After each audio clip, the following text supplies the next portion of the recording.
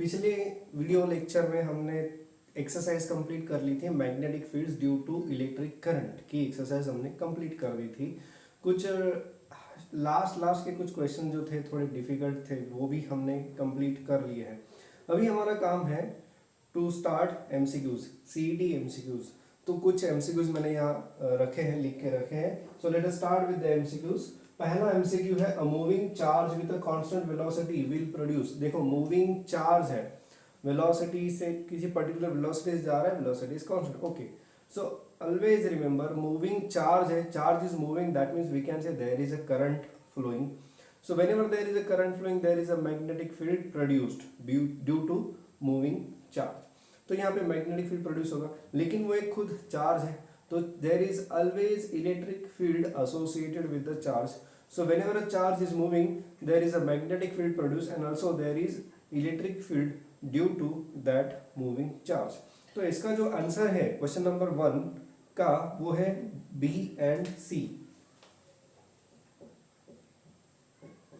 ठीक है. Next, if long copper rod carries current magnetic field associated with the current will be. यानी एक rod है and there is a current flowing through the rod. So magnetic field जो रहेगा तो वो rod के अंदर रहेगा या बाहर रहेगा या दोनों तरफ रहेगा. ऑब्वियसली यहाँ पे आंसर जो बनता है वो दोनों तरफ रहेगा. Magnetic field will be inside the rod as well as outside the rod. और इससे रिलेटेड एक एक्सरसाइज में क्वेश्चन भी हमने सॉल्व कर लिया है. एक थोड़ा छोटा सा मैथमेटिकल डेरिवेशन था वो हमने कर लिया है. So in this case the magnetic field is inside the rod as well as outside the rod. क्यों है ये सब हमने डिस्कस कर लिया है. Please refer that question which we discussed from the exercise. Next is question number 3. The current carrying conductor produces only magnetic field. यार अभी तो हमने देखा कि यहाँ पे electric field and magnetic field है, तो यहाँ पे मैग्नेटिक फील्ड क्यों है, सिर्फ मैग्नेटिक फील्ड क्यों है? क्योंकि करंट कैरिंग कंडक्टर एक वायर है.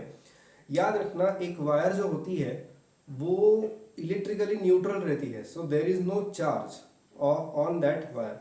Even if the charge is flowing through the wire, we can say wire is electrically neutral. So there is no electric field produced by that wire, but there is magnetic field produced by the wire. यहाँ पे wire नहीं है, यहाँ पे सिर्फ charge है, एक charge particle है और वो जा रहा है. So that's why here electric field is there as well as magnetic field is there. But in this case, in case of question number 3, there is a conductor. So conductor is electrically neutral. You are just applying some electric field, yani you are applying some EMF across that conductor and there is a current through that conductor. So in this case the total charge of that conductor is 0, but current is flowing through the conductor. In that case only magnetic field is produced. Remember, तो इसका answer रहेगा, कौन सा question है, produces only magnetic field. तो इसका answer है E, magnetic field.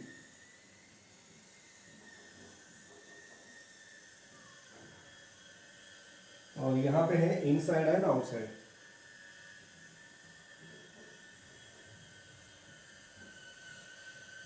ठीक है. Question number 4. The minimum value of magnetic induction at a distance 4 centimetre due to small conductor when angle is. एक मिनट, मैंने स्टेटमेंट बराबर लिखी है क्या? एट अ पॉइंट है, एट अ 4 सेंटीमीटर जरूरी नहीं है, at a point due to small conductor when the angle is. आप स्टेटमेंट जरा देख लेना, मैंने स्टेटमेंट पूरी नहीं लिखी है, थोड़ी लिखी है सो दैट हम क्वेश्चन कंप्लीट कर पाए.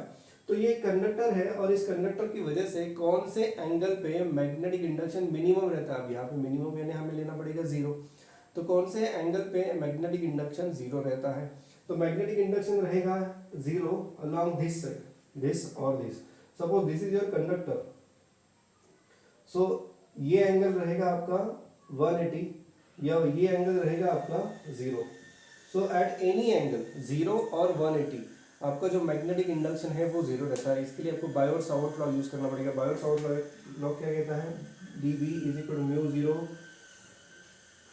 Zero dl I sin theta upon r square. Now if this theta is 0 or 180 then the magnetic induction produced will be 0 यानी minimum.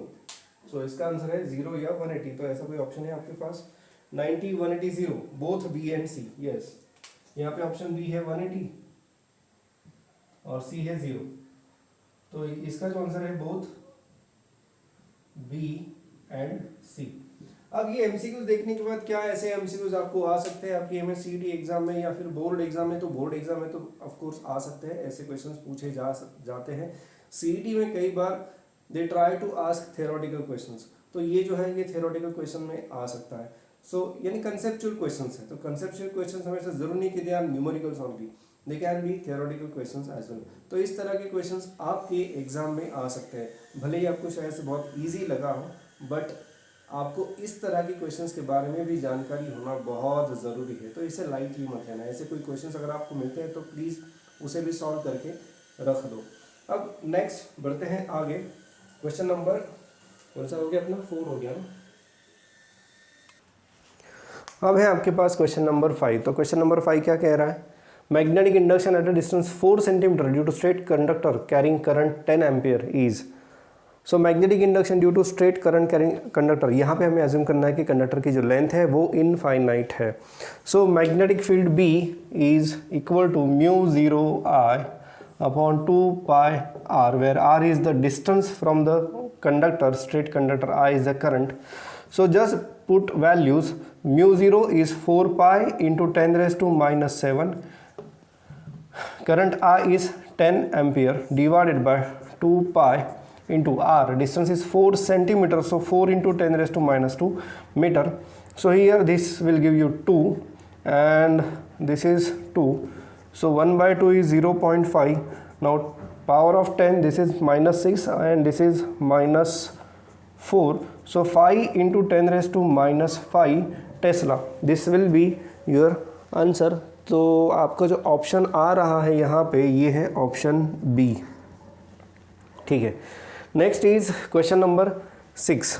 सो क्वेश्चन नंबर 6 ये कह रहा है कि magnetic induction at a distance of 4 centimetre from the long current carrying conductor is 10 raised to minus 8 tesla. The magnetic induction at a distance 12 centimetre is. अगर हम इस expression पे ध्यान देते हैं सो हमें यहाँ पे ये पता चलता है फ्रॉम दिस एक्सप्रेशन कि अगर सारी चीज़ें कांस्टेंट है, करंट कांस्टेंट है, ऑफ कोर्स एक ही कंडक्टर है, तो एक ही कंडक्टर है तो करंट भी आपका कांस्टेंट रहेगा। सो इन दैट केस, और ये तो कांस्टेंट ही है mu 0.2 pi, so B is inversely proportional to distance from the wire, and in this case we can write B2 by B1 is equal to R1 by R2। अब B2 by B1 दिया है 10 raised to minus 8, R1 है आपका 4 centimetre and R2 है आपका 12 centimetre. No need to convert it into metre. क्यों? क्योंकि आप इसे रेशो में ले रहे हो, तो रेशो में कन्वर्जन करने की ज़रूरत नहीं, वो कैंसिल ही हो जाएगा। Anyway, so B2 is 4 by 12 is 1 by 3 into ये इधर जाएगा 10 raised to minus 8, 1 by 3 is 0.333 into 10 raised to minus 8. So your answer is 3.33 into 10 raised to minus 9। तो ऐसा कोई ऑप्शन है आपके पास? Yes, it is option B। Okay, ये था question 5 and 6। Next question number 7 है the magnitude of magnetic induction at a distance of 10 centimetre from the straight conductor is 1.33 into 10 raised to minus 4 weber per metre square. See weber per metre square is same as tesla. So ये पहले भी मैंने बताया था। So weber per metre square is tesla only. So ऐसा unit ही उन्होंने यहाँ पे दिया है।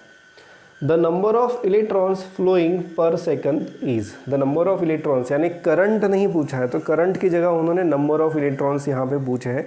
मैग्नेटिक इंडक्शन दिया है। सो मैग्नेटिक इंडक्शन का जो यहाँ पे हमारे पास फॉर्मूला है that is B is equal to mu 0 I upon 2 pi R। अब यहाँ पे देखो क्या है, B is equal to mu 0 I upon 2 pi R। तो यहाँ पे I is nothing but rate of flow of charge, current is nothing but rate of flow of charge. So as the electrons are flowing, let us assume कि number of electrons is n divided by E upon T, number of electrons पर unit time. तो पर unit time अगर चाहिए तो यहाँ पे t की वैल्यू 1 हो जाती है and it is only n into e, so that gives number of electrons flowing per unit time, that is n and e is the charge, so this is total charge flowing per unit time. ऐसा हम यहाँ पे लिख सकते हैं। सो I की जगह पे बस मुझे एन ई यहाँ पे लिखना है। So B is equal to mu zero n e upon 2 pi R. B is given 1.33 into 10⁻⁻⁴, mu zero 4 pi into 10⁻⁻⁷, n और E की जगह 1.6 इंटू 10⁻⁻19 डिवाइडेड बाय 2 पाई, और जो डिस्टेंस यहाँ पे दिया है वो दिया है 10 सेंटीमीटर, 10 सेंटीमीटर यानी 10⁻⁻1 मीटर। तो अब ये 2 बचेगा, और अगर आप ये कैलकुलेशंस करते हो और ये पावर देखते हैं हम कितनी हो रही है, ये हो रहा है 10⁻⁻6, ये 10⁻25 -25, so I can write this as 1.33 into 10⁻⁻⁴, और ये सब n इंटू 1.6 इंटू ये 2 10⁻⁻19 इंटू 2 इंटू 10 की जो पावर बन रही है वो है 10⁻⁻25।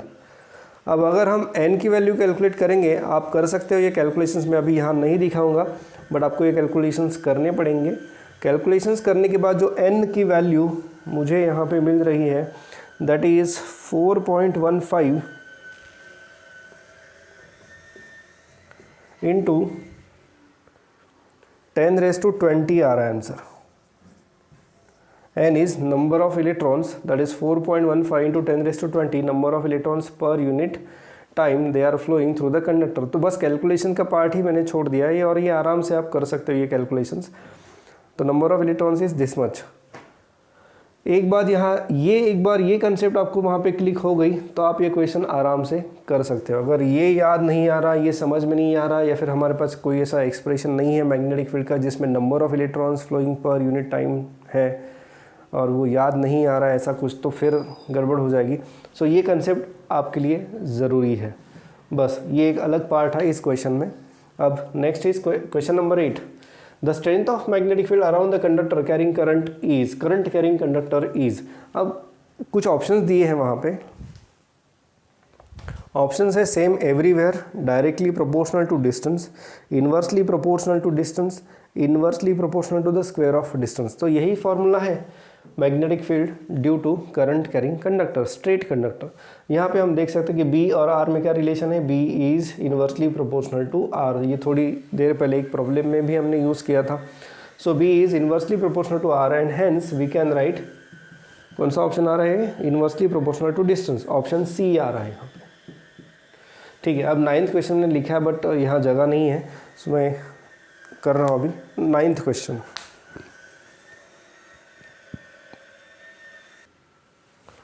Question number 9. In Bohr's hydrogen atom, electron circulates around the nucleus in orbit of radius 0.5 angstrom with a frequency 6.8 into 10⁻15, power check कर रहे तो हाँ बराबर है, RPS revolutions per second. The magnetic field at the center is, ठीक है। तो अब मैग्नेटिक फील्ड एक लूप है basically, electron is revolving around the nucleus and we can say there is a current loop, and in case of current loop the magnetic field at the centre उन्होंने पूछा है। तो magnetic field due to current loop at the centre is given by μ0I/2R। ये formula आपको याद होगा। This is the expression for magnetic field at the centre due to current carrying loop.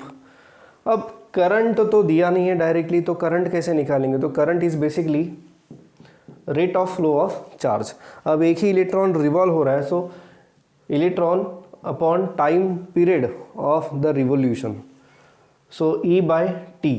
So time period of revolution, T stands for time period of revolution, तो 1/T यानी reciprocal of period is frequency, so I can write this as E/F। So current can be given by E/F। फिर से बता रहा हूँ, ये current क्या है basically, current is rate of flow of charge. तो एक ही इलेक्ट्रॉन रिवॉल्व हो रहा है, उस इलेक्ट्रॉन का जो पीरियड है, period of revolution that is T, so E/T that is nothing but rate of flow of charge. Now 1/T यानी reciprocal of period of revolution और वो होता है frequency. So E into F is your current. अब ये current की value मैं यहाँ पे पुट कर देता हूँ, रेडियस पता है, म्यू ज़ीरो हमें पता है, हम सारे कैलकुलेशंस कर सकते हैं। So mu zero is 4 pi into 10⁻⁻⁷ and current is E into F divided by 2R। 4 pi into 10⁻⁷ 1.6 into 10⁻⁻19 and frequency given is 6.8 into 10⁻15 divided by 2 into radius is 0.5 angstrom, so 0.5 into 10⁻⁻10। तो इस हिसाब से अगर देखेंगे तो ये जो है, अब देखो यहाँ पे ये 1 हो जाता है और ये कैलकुलेशंस आपके ऊपर आ रहे हैं। So after doing all this calculations जो मैग्नेटिक फील्ड मुझे मिल रहा है, देखो ये 1 हो जाएगा, ये 10⁻⁻10, ये 10⁻⁻19 है, सो ये 10⁻⁻9 बचेगा, -9 - 7 इज़ -16 और बचा क्या है 4 इंटू पाई इंटू 1.6 इंटू 6.8। ये आपको करना है, ये आपके ऊपर थोड़ा सा कैलकुलेशंस का बर्डन है, बट इस तरह के क्वेश्चन जो है वो एंट्रेंस एग्ज़ाम में भी आ सकता है और आपको पता है कि एंट्रेंस एग्ज़ाम में लॉग टेबल अलाउड नहीं है, तो इसे आपको थोड़ा सा फास्ट करना पड़ेगा।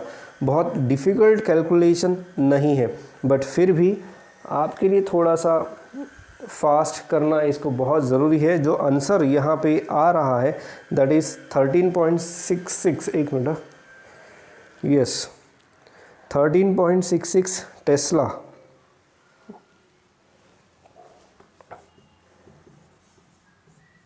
ये यहाँ पे आंसर आ रहा है, ये यानी ऑप्शन ए आ रहा है आपका। This is nothing but option A. एक चीज़ बहुत ज़रूरी है इस न्यूमेरिकल में, वो है ये करंट। तो करंट कैसे आता है? Current is nothing but rate of flow of charge. तो इलेक्ट्रॉन रिवॉल्व हो रहा है, सो एक जगह से दूसरी जगह जा रहा है, सो बेसिकली उसी जगह पे वापस आने के लिए उसे कितना समय लग रहा है? That is t is time of revolution of that charge. So we can say the rate of flow of charge is E by t. 1/t reciprocal of period is frequency, that's why it is E into f. तो इस तरह से इस question को हमने कर लिया है। कैलकुलेशंस करो, प्रैक्टिस करो इसकी, कितना फास्ट आप कर सकते हो देखो, बट इसको बहुत फास्ट करना ज़रूरी है।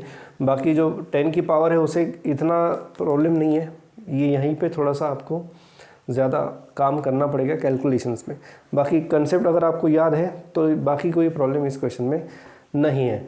Next question number 10, a copper tube of inner radius r carries current I, the magnetic field inside the tube is. अब ट्यूब यानी ये ऐसी रहती है,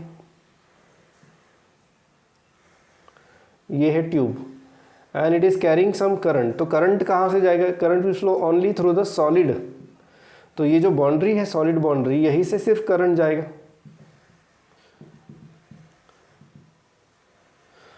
तो करंट सिर्फ इस वाले रीजन से जाएगा। यहाँ पे inside the tube there is no current. That means अगर मैं यहाँ पे एक एम्पेरियन लूप बनाता हूँ, सो एम्पेरियन लूप ने कोई भी करंट एनक्लोज नहीं किया है। There is no current enclose by the Amperian loop. मैं अंदर की बात क्यों कर रहा हूँ, ये वाली बात क्यों कर रहा हूँ? इनसाइड, क्योंकि आप पूछा उन्होंने magnetic field inside the tube.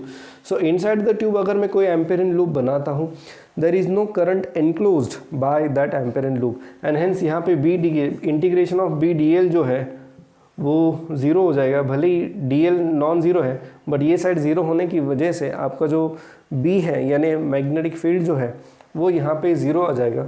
So inside the tube, कोई भी ट्यूब लो, कॉपर ट्यूब लो या कोई भी कंडक्टर मेटल है उसकी ट्यूब बना लो, और उसके अंदर इनर रीजन में जो हॉलो रीजन है वहाँ पे अगर आपको मैग्नेटिक फील्ड पूछा जाता है, so magnetic field inside that hollow region is zero. So ये इसका आंसर है ज़ीरो, यानी ये ऑप्शन क्या आ रहा है आपका? ऑप्शन है आपका डी। ठीक है, अब next question is question number 11।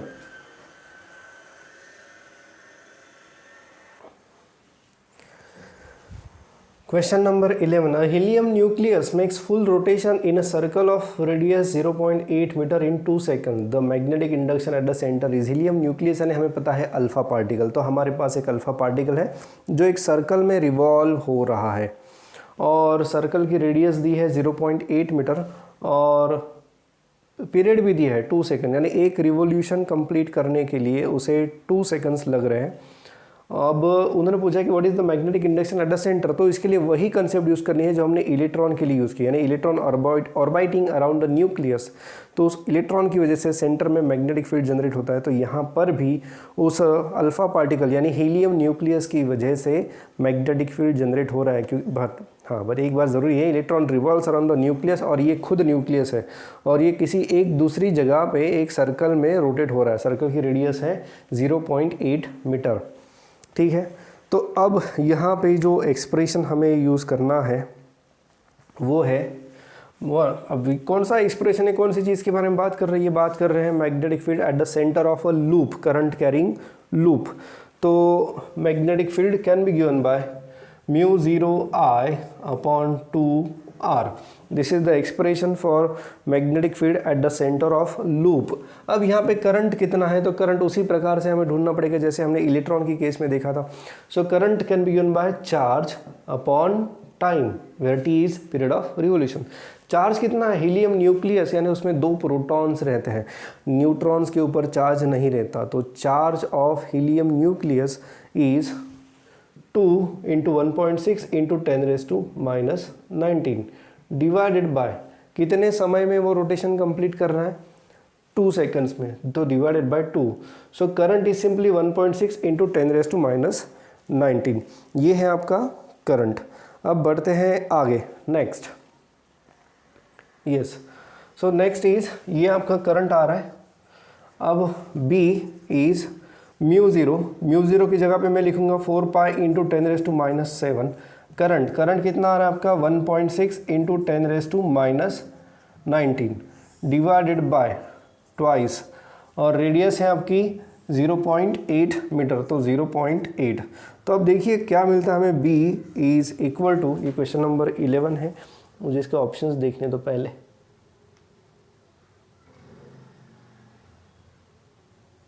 ठीक है, सो इसके जो ऑप्शंस है वो देखते हैं। अब देखो 4 पाई 10⁻⁷ 1.6 × 10⁻⁻19 डिवाइडेड बाय 2 × 0.8 यानी वो हो जाता है 1.6। तो ये 1.6 कैंसिल हो रहा है, मुझे मिलता है 4 पाई × 10⁻, अभी कितना हो जाएगा -26। ऐसा कोई ऑप्शन है क्या आपके पास? बट उन्होंने ओके यहाँ पे क्या किया है, जो ऑप्शंस दिए हैं ना, the options are given in terms of mu. तो ये बहुत बड़ी गलती मैंने कर दी, मुझसे हो गई। क्यों? क्योंकि मैंने ऑप्शंस नहीं देखे। मैंने इससे पहले भी कई बार कहा है आपको कि ऑप्शंस देखा करो, ऑप्शन देखने से अप्रोच पता चलता है। तो मैंने देखे नहीं ऑप्शंस और गलती हो गई। कोई बात नहीं, यहाँ पे सबसे पहले हम क्या कर सकते हैं, ये जो है ये है आपका mu. So this is only mu, और बचा क्या, म्यू × 10⁻⁻19 हो गया। तो ये है आपका आंसर। सो म्यू × 10⁻⁻19, ऐसा कोई ऑप्शन है आपके पास? यस, ऑप्शन सी है। उन्होंने कैसे दिया है वो, 10⁻⁻19 mu. So this is having answer C. ये है आपका answer for question number 11। Next is question number 12।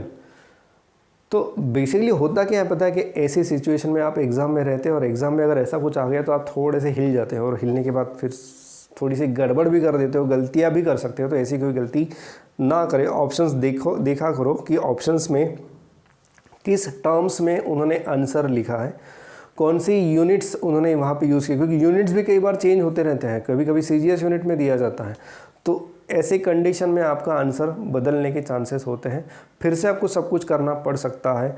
So that's why after reading question you just go through the options. तो ऑप्शंस ही आपको एक तरह से सॉल्यूशन की डायरेक्शन बता सकते हैं। Okay, next is question number 12। Question number 12 है the orbital speed of electron in orbit of radius 50 picometre is 2.2 into 10⁶ metre per second. The magnetic dipole moment of electron is, क्या इसको इसी तरह से करना है, गड़बड़ कर दोगे आप ऐसे ही करोगे तो देखो यहाँ तक जो था वो हमें मैग्नेटिक फील्ड पूछ रहे थे, अब यहाँ पे जो वो पूछ रहे हैं वो पूछ रहे हैं आपको मैग्नेटिक डायपोल मोमेंट। तो यहाँ पर भी basically electron is revolving around the nucleus, ठीक है। तो मैग्नेटिक फील्ड तो है बट उन्होंने मैग्नेटिक फील्ड आपको पूछा नहीं है, उन्होंने आपको पूछा है मैग्नेटिक मोमेंट। तो यहाँ पे जो आपका मैग्नेटिक मोमेंट है, मैग्नेटिक मोमेंट के लिए magnetic moment of current carrying loop, magnetic moment of current carrying loop, ये भी डिस्कशन हमने थियरी में किया है। So magnetic moment of current carrying loop, उसके लिए उन्होंने बुक में क्या सिंबल यूज़ किया था, मेरे ख्याल से म्यू, ये गलत किया उन्होंने, तो let us not give any symbol. So magnetic moment of current carrying loop is I into A, where I stands for current and A is area of that loop। अब बात ऐसी है यहाँ पे करंट कितना है, तो करंट हमें पता नहीं है, करंट तो दिया नहीं है और ना ही कोई फ्रीक्वेंसी दी है या फिर पीरियड दिया है। सो एक इलेक्ट्रॉन है, it is revolving around the nucleus in a circular orbit, ये है आपका न्यूक्लियस। सो करंट निकालना है तो मुझे क्या पता है कि करंट इज Q/T, यहाँ पे current I is equal to E/T, but I don't have any idea about T, so I have to calculate T first of all. So T is distance upon velocity, time is nothing but distance upon velocity, velocity दी है। So T is distance, अब कितना distance एक revolution में complete होता है, 2πr। So T is equal to 2πr upon velocity, T is 2πr upon velocity. So current I is E/T, that means EV upon 2πr, current is E/T, T है आपका 2πr upon V, तो T की value मैं यहाँ पे current में put करता हूँ तो मुझे मिलता है EV upon 2πr, this is current. What is area, area यानी ये अगर आपकी रेडियस r है, क्योंकि मैंने यहाँ पे r ही यूज़ किया है, so I into a stands for magnetic moment of that electron.